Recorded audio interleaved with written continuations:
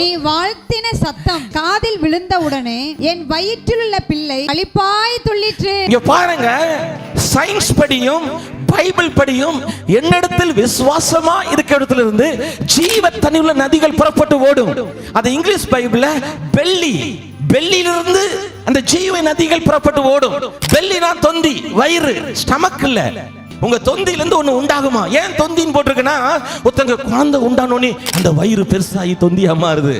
எல்லா விஷயம் தாங்க அப்படி மாறுது. இன்னைக்கு உங்க ஆவி எங்க இருக்குன்னு கண்டுபிடிச்சிருக்காங்கன்னா இதயத்துல இல்லையா. உங்க ஆவியும் தேவ ஆவி எங்க இருக்குன்னா இந்த தொந்தியில, இந்த வயித்துல. இப்போ இயேசுவை அந்த மரியாள் மாம்சத்திலே சுமந்தார்கள். இப்பொழுது நீங்கள் இந்த இயேசுவை ஆவியிலே சுமக்கிறீர்கள், அந்த பிள்ளையை ஆவியிலே சுமக்கிறீர்கள். இப்பொழுது உங்கள் ஆவியிலே ஒரு களிப்பு உண்டாகும்.